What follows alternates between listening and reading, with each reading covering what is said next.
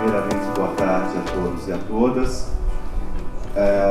Eu vou pedir licença para fazer a apresentação daqui, porque eu, na realidade, utilizo uma apresentação numa plataforma Prezi.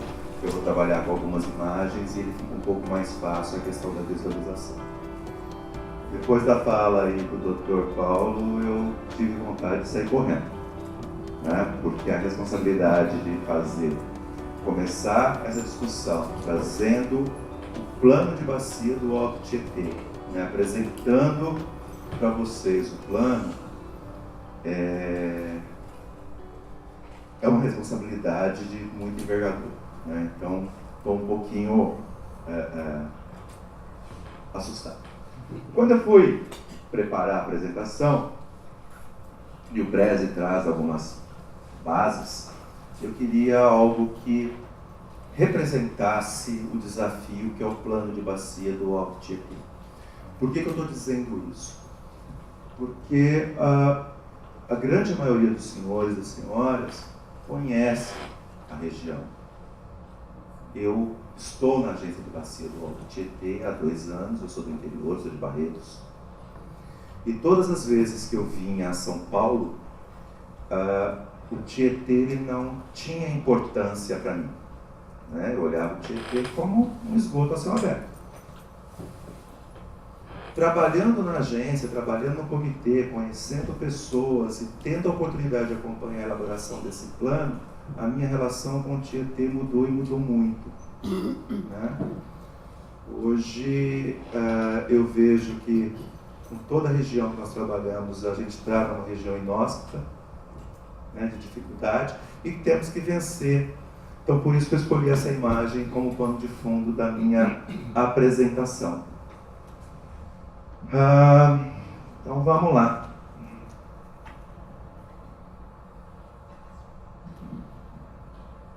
A apresentação está estruturada numa pequena introdução, mas é para a gente trabalhar com o plano. E...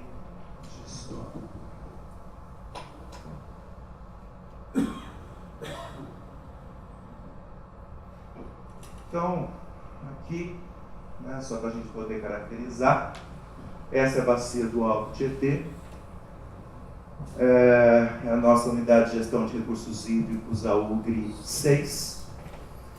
Ela aí nós temos aí 6 subbacias, então mesmo que eu tenha uma bacia mais ampla, eu tenho 6 subbacias. E é interessante que cada uma dessas subbacias possuem características e vocações diferentes, né? Então, dentro da política estadual de recursos hídricos, a gente tem que trabalhar como a unidade, né? A unidade de trabalho é a bacia hidrográfica, mas quando a gente vem para a UGRI 6 aqui, ou para o nosso Alto Tietê, eu também tenho que olhar cada uma dessas subbacias que tem as suas particularidades. Então aqui a gente tem o Tietê Cabeceiras, né? Aqui o Cotia, Billings, aqui Pinheiros, né? E essa aqui é a Juqueri Cantareira.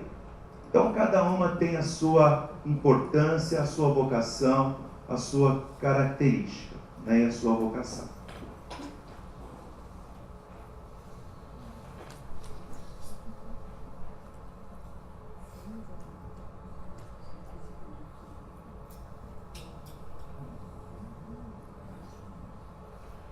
E aqui eu trago para vocês, em primeira mão, o sumário executivo do plano de bacia. O plano de bacia ele foi um trabalho bastante robusto e a gente está em fase agora de impressão do sumário executivo aí, e que depois ele vai estar disponibilizado. Esse sumário ele ficou bem consolidado, ele tem 10 capítulos, são mais ou menos 100 páginas de trabalho, e ele dá uma visão bem ampla. Então, o que eu vou apresentar para vocês é o sumário executivo, né, ou o sumário do plano de bacia.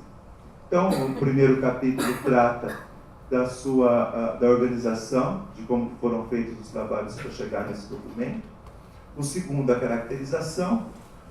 O terceiro capítulo trata da demanda. No quarto capítulo trata a questão de abastecimento, o quinto e esgotamento sanitário, o quinto sobre a drenagem urbana e questão de resíduos sólidos, o sexto, os instrumentos de gestão, as áreas críticas, que também a gente trouxe, como eu disse agora, essas subbacias, cada uma possui uma característica, uma particularidade, e a gente então elencou quais são as áreas, definiu lá temas críticos que foram para definir as áreas críticas e propor ações, né? O capítulo 8 trata do plano de ação, porque o plano, a gente trouxe, o plano de bacia está com horizonte até 2045, e falar um pouquinho sobre as estratégias aí de como a gente pretende alcançar os resultados num plano ambicioso. Só para vocês terem uma ideia, são 95 ações que estão elencadas aí, e num custo da bagatela de quase 51 bilhões de reais. Né? Então, é um plano bem complexo. E algumas conclusões. Mas eu não vou me ater muito, até por conta da questão do tempo, né? Mas vamos avançando aqui na...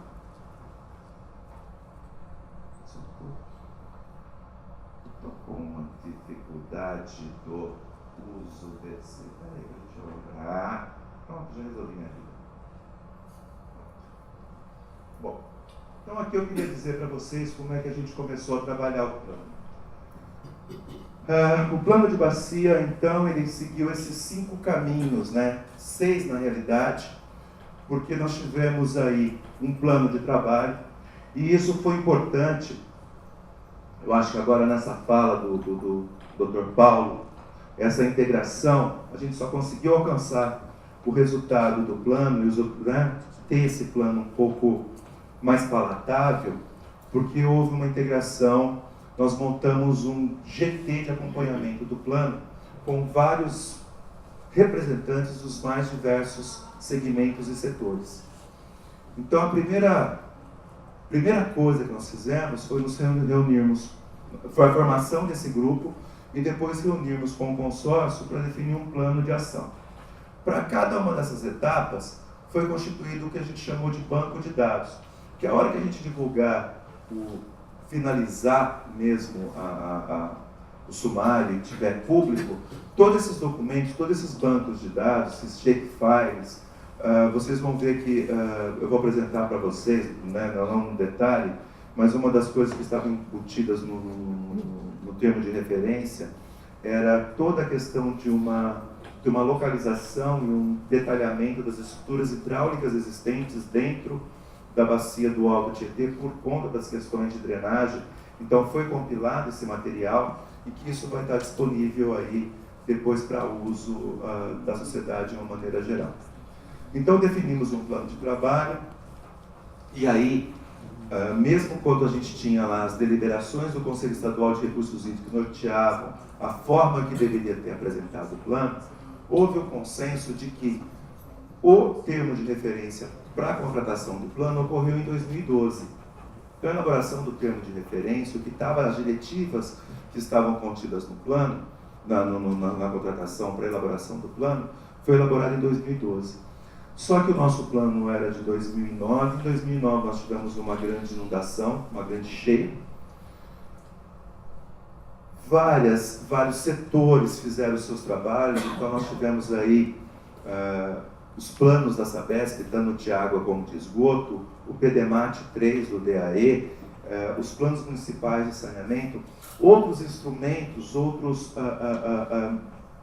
materiais que poderiam ser utilizados estavam aí, e o que a gente chegou à conclusão era de que nós queríamos não só que fizesse uma leitura do plano, mas que também houvesse uma compilação de todos esses instrumentos que estavam aí pulverizados num documento único, para que nós tivéssemos aderência com os outros setores do planejamento.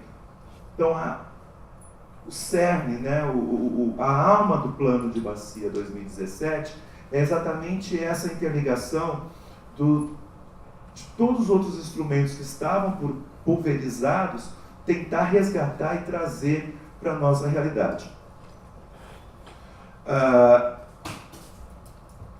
Depois de ter feito o diagnóstico, partimos para o prognóstico, trabalhamos com cenários em cada um dos temas, realizamos uma consulta pública, bem como algumas 5 oficinas temáticas, que estão elencadas aí para poder, com especialistas das áreas, aonde, dentro desses materiais que estavam pulverizados, esses especialistas trouxeram esse tema para essa consulta e trouxe também quais eram as ações que estavam ali aderente com a nossa realidade. E aí, como resultado, saiu o plano de ação. No sumário, né, nesse documento que eu estou apresentando para vocês, a gente só está apresentando as ações para o quadriênio 2016-2019. E por quê? Porque também o GT e o comitê optou, porque, como eu disse, nós temos 95 ações, né? Então, de que forma nós vamos começar a trabalhar? E a gente queria um documento que nós tivéssemos ele debaixo do braço, para chegar para os gestores públicos e falar, ó, o teu setor fez esse compromisso, como é que nós vamos fazer agora? Como é que nós vamos elencar? Né? E de que forma? Nada melhor do que estar trazendo isso para conversar com a sociedade.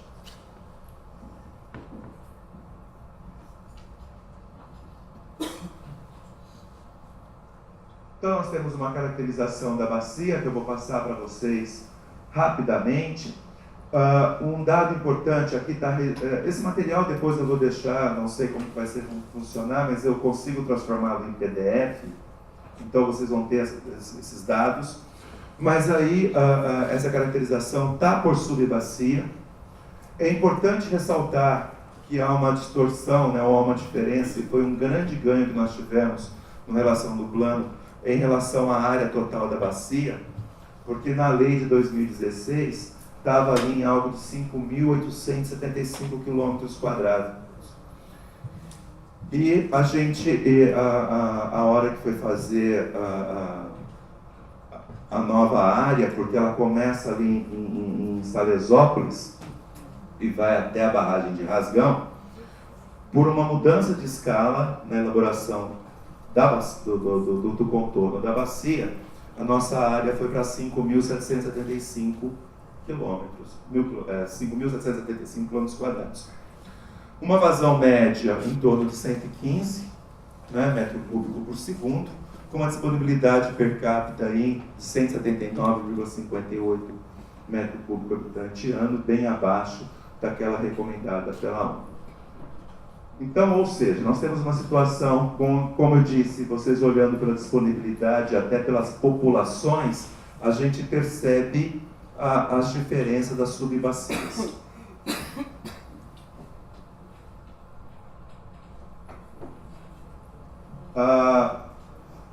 Na porção leste-oeste, nós temos aí 148 quilômetros, né, de comprimento. E eu trouxe um tema, eu aprendi essa semana, eu falei que a bacia do Alto Tietê, a gente tem que trabalhar com a resiliência, né? Então a gente tem que fazer um plano para enfrentar as dificuldades. A gente tem que trabalhar nosso plano e ele traz essa característica. Ele é um plano resiliente. Por quê? Porque em 2009 nós tivemos exatamente uma das maiores inundações da série histórica. Em 2014 enfrentamos a maior crise hídrica que poderíamos ter. Então, ou seja, como preparar um plano de bacia com essas com essas dualidade tão grande dentro do mesmo contexto, né? Então, a semana passada teve um evento aí da Secretaria de Saneamento e a professora Mônica Porto, ela usou muito, ela falou, a bacia do Alto Tietê, né, nós precisamos fazer um planejamento de forma resiliente. Então, eu estou trazendo, incorporando esse tema para a gente. Como eu disse, o horizonte do plano é 2045, temos aí no plano de ação 2016-2019, mas por ser uma bacia, ou por estar uma bacia onde a gente está inserido, numa área de cabeceira, ou seja, eu tenho baixa disponibilidade hídrica, uma grande demanda, porque eu tenho 21 milhões de pessoas habitando aqui e demandando água, com uma qualidade, né, com uma alta carga orgânica sendo lançada. Ou seja, eu vou abordar os principais tópicos, os principais cenários do plano, que é a demanda, disponibilidade e balanço hídrico, abastecimento, e falar um pouquinho sobre a drenagem e a questão de resíduos sólidos, porque esses três pilares eles têm que estar muito bem alinhados, né, e trabalhar muito em conjunto, porque se um deles falhar, a gente não consegue dar a sustentação que tanto queremos ao nosso plano. A questão da demanda, ela é uma situação bem interessante, porque a nossa demanda atual está na casa de 85,4 metros cúbicos por segundo. Isso aí é a questão daquele cálculo do Q710, né? Então, e para 2045, levando-se a população, nós temos uma demanda aí na casa de 97,99 metro cúbico por segundo. Foram estudados 3 cenários. Um cenário tendencial, que é aquele cenário seguinte: qual que é a nossa tendência do crescimento em função do censo do IBGE, bem como o crescimento que a Sabesp e as companhias de abastecimento. Nós temos 40 municípios na bacia, a Sabesp opera 31 municípios, os demais, e nós temos 6 municípios aí que têm sistemas autônomos de água e esgoto. Mas nos planos diretores de abastecimento de água, depois na questão do abastecimento industrial, foi trabalhado um cenário aí considerando nenhum crescimento expressivo, na irrigação também o cenário congelado e a dessedetação de animais, utilizando aí uma projeção da mesma forma que foram feitas para a questão do abastecimento público. Depois nós tivemos um cenário com uma demanda de gestão de perdas, ou seja, depois de todos os cenários foi levantado o prognóstico, e o prognóstico com relação ao abastecimento de água detectou o seguinte: para a gente dar conta dessa população, de tudo que nós temos que fazer, eu preciso de buscar novos mananciais, isso é fato. Só que só os novos mananciais não vão dar conta, então eu tenho que trabalhar com demandas de gestão, né? Gestão de demandas. Ou seja, eu tenho que trabalhar com o controle de perdas. A perda no nosso sistema de abastecimento de água está na casa aqui de 35%. São os dados fornecidos pelos municípios ao SNIS. Só que nós temos municípios cuja perda ultrapassa 50%. O que significa isso? Que de cada 100 litros, 50 litros a perda. Seja por vazamento, seja por fraudes, enfim. Mas eu tenho que trabalhar com a gestão de demandas, né? Na questão do abastecimento industrial, de que forma? Trabalhar com a questão do reuso. Então, vocês vão ver, no próximo slide, vocês vão ver que não só novas nascentes, mas eu tenho que ter um aproveitamento de água subterrânea, trabalhar com a gestão de demanda e trabalhar com reuso. Porque senão nós vamos estar cada vez mais próximo ainda desse estresse hídrico que nós encontramos. Então foram analisados os três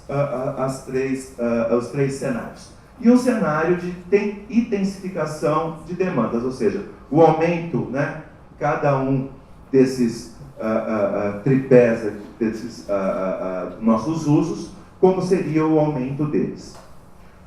Um exemplo para vocês entenderem o que seria a questão da gestão de demanda, tá? Então, aquilo que eu falei para vocês, dentro do nosso prognóstico, nós definimos lá novos mananciais, gestão de demandas e controle de perdas, águas subterrâneas e reuso de água. Só para a gente poder entender o que é gestão de demanda, tem aqui um gráfico que mostra como que nós tivemos o nosso comportamento de nossa demanda na região metropolitana de São Paulo, né? Então, em 1998, nós tínhamos aí um consumo por economia, ou seja, em torno aí de 17,4 metro cúbico por mês, uma média, tá? E isso veio, então, diminuindo, né? Tivemos picos aqui em 2015 e tal. Quando nós entramos aqui em 2014, começou a crise hídrica, nós caímos para 11,8, chegamos a 10. Agora, em 2017, subimos para 11,4. Porque, acabou, começou a chover, os reservatórios voltaram, eu começo a gastar novamente. Então, precisamos começar a ter esse trabalho de conscientização para poder diminuir esse consumo, né? De trabalhar com o consumo mais racional. E aí, dentro dos cenários, foram feitos o seguinte.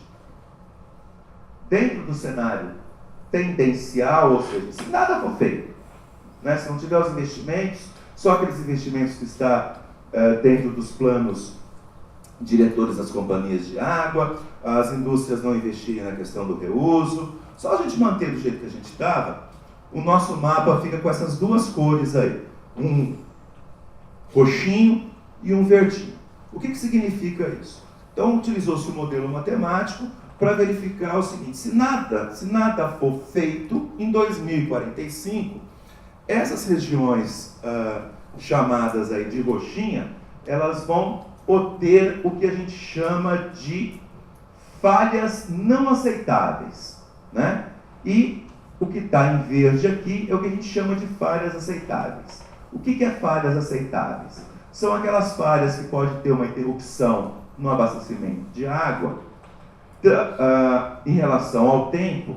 No caso do abastecimento urbano, em torno de 2% do tempo. No caso da indústria, 10%, e da irrigação, em 20%. Tá? Então, a gente percebe, né, que aonde eu tenho os maiores reservatórios, eu estou com falhas que a gente chama de falhas aceitáveis. Mas na região metropolitana de São Paulo, nós estamos entrando no colapso. Esgotamento sanitário. Então, também a gente não precisa trabalhar, né? A gente sabe que eu tenho uma grande concentração de pessoas, uma área extremamente conurbada, uma grande parcela da população vivendo em áreas subnormais, como já dito aqui. Então, e que há essa necessidade, então fico muito feliz de estar nesse diálogo, nesse debate, trazendo essas informações, porque se a gente não tiver um programa juntamente com a urbanização e com a drenagem, estamos no colapso. Né? Então, estamos falando pelo menos a mesma linguagem. Né? Também foram feitos cenários. Né? Esse aqui é um mapa que mede o índice de coleta e tratamento de esgoto. Isso aqui é relativo a 2016. Essa informação é da CETESB. Né? Nós temos 2 municípios aí que tem bom, né? Mas nas franjas onde a gente tem as ocupações que são áreas mais sensíveis, que são áreas de proteção, nós temos uma situação bem fragilizada aí na questão de coleta e tratamento de esgoto. Isso atualmente. Também foram feitos a questão dos cenários, né? Um cenário tendencial, um cenário com investimento, trabalhando aí com redução de cargas, e um cenário onde foi feito aí uma simulação, se eu não tiver um investimento na eficiência das estações de tratamento de esgoto, o que iria acontecer tanto na questão do índice de coleta, na questão do tratamento do esgoto e da questão da carga difusa. E aí, então, a gente tem esse gráfico aqui que trabalha com os cenários, né? Então, só para a gente poder discutir aqui um pouquinho, se eu tiver o cenário atual, hoje o nosso esgoto doméstico aqui tem essas cargas, então nós estamos aqui com um total ainda de 671 mil quilogramas de DBO sendo lançados, né? Se eu mantiver o cenário tendencial, né, só para aquilo que está dentro dos planos das companhias, nós poderemos chegar a 168. Numa situação de melhor de investimentos, a gente chega aqui em 132 quilogramas de DBO por dia. Isso em relação ao DBO e esse aqui em relação ao fósforo. Né? Para se chegar nesses dados foram utilizados hoje a questão do enquadramento que existe, e foi, se vou trazer um zoom aqui, né? Então nós temos um círculo aqui, aonde, então esse rio que está em vermelho aqui representa lá um rio classe 4, e foi analisado, através de um modelo matemático, qual que é o tempo de permanência, o parâmetro DBO, oxigênio dissolvido e fósforo, permanece, o período do tempo que permanece nessa classe. Depois aí o pessoal da qualidade vai falar um pouquinho melhor aí sobre isso, acredito eu. Mas, então, dentro dos quadradinhos, vocês vão entender a legendinha lá. Então, a parte de baixo é OD, a lateral direita DBO e o fósforo total. O vermelho significa que a permanência no enquadramento fica menor que 20% na determinada classe, né? Então, cada uma das cores representa um intervalo, o tempo, né? Percentual de tempo que cada corpo d'água permanece numa determinada classe em função desses parâmetros monitorados. Então, o monitoramento é extremamente importante, e a gente estava conversando um pouquinho antes da apresentação, porque isso dá uma clareza para a sociedade, o que isso significa, né? Um outro problema que nós temos na bacia é a questão da carga difusa e a questão dos resíduos sólidos. Esse gráfico aqui traz o que está em verde, é a nossa capacidade de coleta e tratamento dos resíduos, né, dos aterros, e o que está em vermelho é o que, na simulação, que isso acontece. Então a gente percebe que se a gente não tiver uma política de gestão de resíduos sólidos, nós vamos ter um problema muito grave, tanto na questão da drenagem, como na questão da disposição final dos resíduos. Porque em 2030, nós temos aí um delta de aproximadamente 15 mil toneladas dias de resíduo que a gente não sabe onde vai descartar. Né? Então, o gráfico aqui, olhando a linha do tempo, a gente percebe a capacidade dos resíduos. No material, no sumário, tem lá um mapa bem interessante, onde que é feito o transbordo, né? Como que é feito essa disponibilidade dos resíduos. Aqui eu só trouxe o resultado final. Para que a gente tenha efetividade, é importante a articulação entre o comitê, a agência de bacia, que é o braço executivo do comitê, e aporte financeiro. Seja esses aportes vindo do Fundo Estadual de Recursos Hídricos, bem como aqueles que estavam dentro dos planos de investimento. Dentro da gestão, então, funciona, né? A gente entende que o plano vai está apoiado nesses 3 pilares.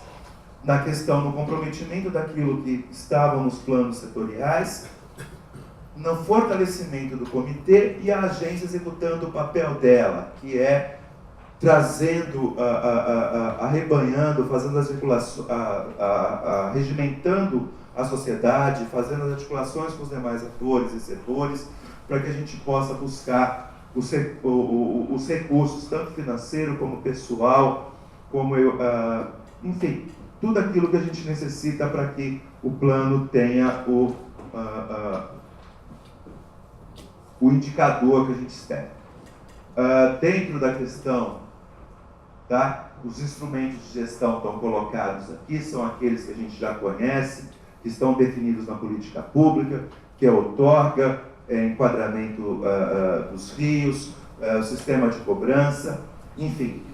E aí está, dentro da coluna da direita, os principais desafios que ainda a gente tem que vencer. Né? Então, por exemplo, na questão de monitoramento, né? A gente estava acabando de conversar isso. Nós precisamos melhorar a organização e a atualização dos bancos de dados. Né? Divulgar isso de uma maneira mais eficiente.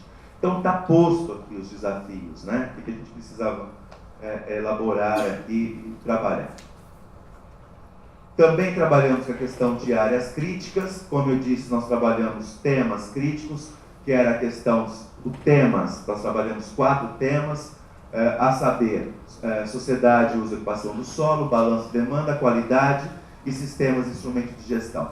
Para cada tema, a gente tinha algumas variáveis que foram consideradas, e para cada uma dessas variáveis, qual foi o recorte que foi utilizado para se chegar no matriciamento.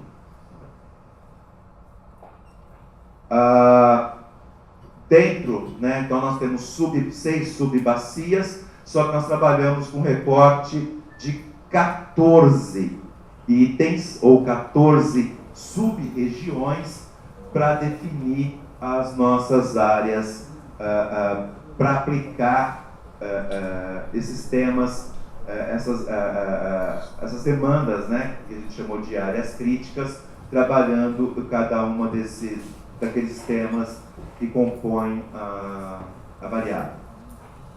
Chegou-se então na matriz, para cada uma então, né, só para a gente poder entender, controle de inundação, o que é verde significa não crítico, o que está em vermelho significa crítico. Então, Pinheiros, Pirapora, nós temos uma região crítica, né? Penha, Pinheiros, crítica. A do Guarapiranga, né, apesar de ter uma área urbanizada, está considerada ali no controle de inundações como sendo não crítico, ou seja, todas as estruturas hidráulicas que estão ali postas e o sistema de alerta contra a inundação nos dá uma certa tranquilidade. Então, esse matriciamento define aonde a gente tem que atuar e qual olhar que nós teríamos que ter em cada uma das subbacias ou sub-áreas. E aí isso gerou um mapa com uma tipificação, ou seja, nós temos aqui um mapa com 3 colorações, né, aonde a gente cruzou as informações, né, a gente que eu falo, o consórcio, e definiu o seguinte. Então essa área aqui, a gente tem que olhar muito mais na questão da requalificação, né, que é a área central, uma questão da requalificação das áreas centrais urbanas, ou seja, olhar a questão da urbanização. Aqui na área do Tietê Cabeceiras, né, por exemplo, nessa área aqui do Cantareira, trabalhar um pouquinho mais com a questão da preservação e monitoramento de mananciais, né? Essa outra parte aqui, ó, mais central aqui, recuperação de mananciais, porque é uma área que está bem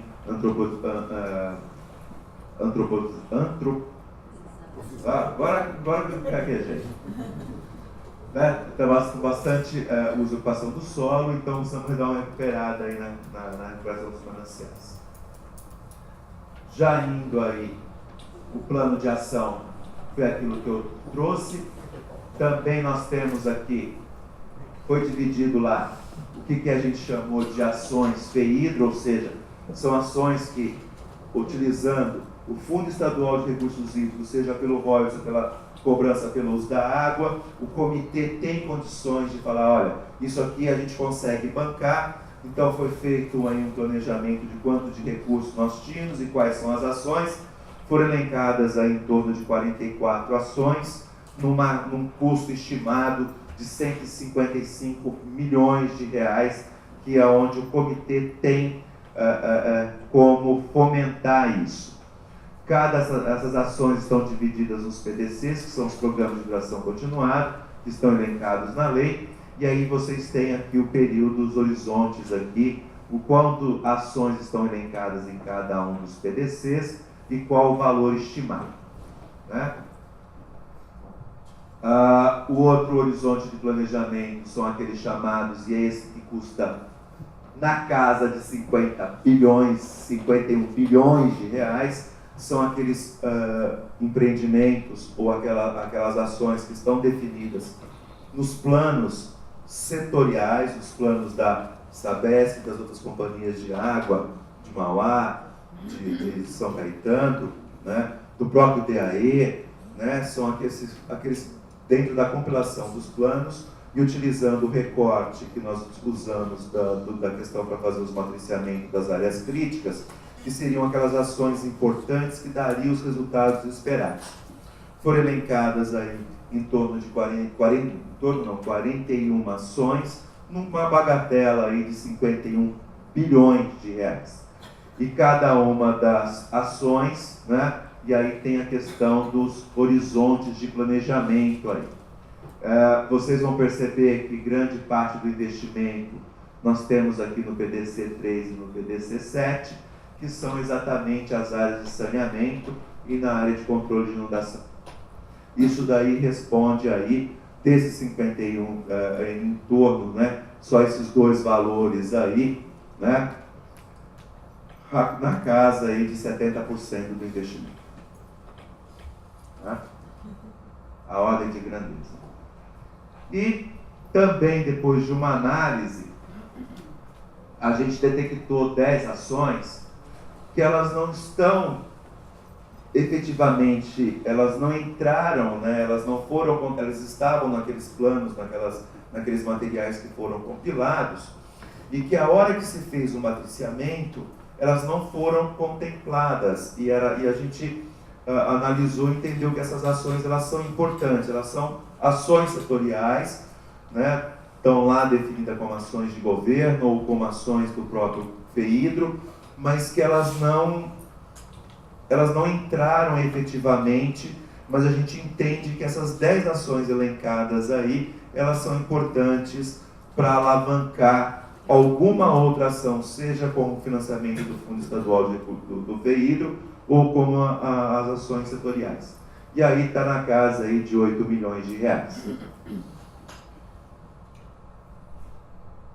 Já indo para finalmente, eu acho que foi falado aqui na fala de abertura, né? E o exemplo do que está acontecendo aqui, se a gente não tiver um fortalecimento das instituições e uma articulação muito forte entre os atores e os mesmos gestores, né, com o mesmo órgão público, nós não vamos chegar a canto nenhum. Nós vamos ficar brincando de fazer planejamento e daqui a pouco nós vamos estar sentados aqui falando as mesmas coisas, com um sentimento de frustração. Então, aquela fala de a gente aproximar, né, não é porque o comitê, a gente está mais olhado ali a questão da quantidade e qualidade das águas, que a gente não tem que estar trabalhando em conjunto com a questão da habitação, com a questão do uso e ocupação do solo, porque se eu não tiver essa integração, se eu não tiver essa amarração, nós não vamos conseguir fazer. Então,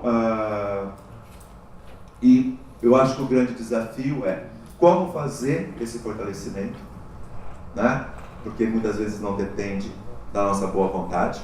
Eu acho que fica aí uma reflexão, uma provocação de como fazer esse fortalecimento, de como buscar. Eu acho que são essas ações isoladas que a gente busca, essas articulações. Então, eu já te disse, Nelson, né? Aqui eu estou na presença de 2 coordenadores da Câmara Técnica do Comitê do Alto Tietê, e apesar de não ser o comitê, mas eu posso falar, a gente coloca o comitê à disposição para o que for importante, e aí como diretor da agência do Alto Tietê, né, da FABAT, eu coloco a agência também à disposição para que a gente possa avançar e buscar formas aí de estabelecer esses vínculos. Né? Então me coloco à disposição naquilo que a gente puder fazer. E finalmente eu já queria apresentar, né, se eu não falar se eu não fizer apresentar o nome da minha equipe, depois aí o Gerson está fotografando, depois ele vai lá e conta para o pessoal depois fica bravo comigo. Então, a agência do Alto Tietê, essa equipe, a gente conseguiu trazer a agência hoje para um campo de discussão, que até então a gente não estava meio escondidinho, mas a gente só conseguiu fazer isso graças a essa equipe aí que me dá todo o suporte e essa força.